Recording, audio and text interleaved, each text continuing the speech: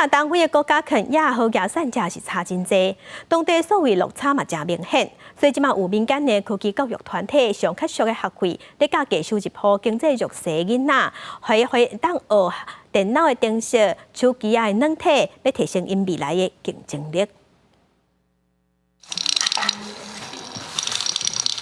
学生囡仔正专心伫咧看即寡装电脑的机器人走来走去，有人是一直看着电脑荧幕，伊毋是伫咧耍，这是课外的电脑教育。肯亚的平均每人 GDP 伫咧非洲即个算中等，因过互人认为是真有潜力的新兴经济体，科技程度更加伫咧非洲国家排头几名。因过并无差过重要指标的建立系数，肯亚0.41超过0.4的境界单。所以有相关团体伫咧注意经济好歹家庭的所谓落差。Most kids program in Nairobi go for approximately 5,000 shillings,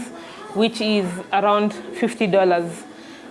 This is way out of the pocket for parents in Kibera. For us, Code with Kids, we bring the same programs to the kids in Kibera at affordable price of 50 shillings per session. 也就是三亚地区每一期的电脑程式课程的费用，压到一半的1/1。无到新台币16块，拄则接触电脑的囡仔，自电脑的基本运作开始了解，较正解学习包括制作物件、设计行动装置的感应软体、游戏软体，甚至是机器人的自动控制软体。为了要推展这种科技教育，相关团体希望有更较侪青少年伫咧无分性别的公平环境下学习。因过肯亚不时的团做女性被迫害情形，社会对女性学电脑科技的接受度也该提升。This was a challenge when we started, and it was really hard convincing these girls to come. But just seeing these young girls come to the program, be there in the forefront, code, and just control the robots is a success for me.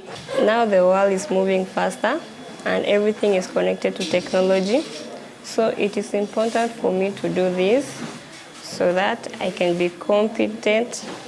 for my future. 参加肯亚平平区电脑教育的团体讲，后一步就是要安排学生伫咧学校放长假的时阵，到 IT 相关企业去演习，或者是以工读生、实习生的方式，和学生吸收实际经验，或者是更加进一步撮合头家甲即款未来的劳工，为肯亚的产业升级注入活水，希望会当缩小贫富差距，改善社会落差。公司新闻徐嘉玲编辑。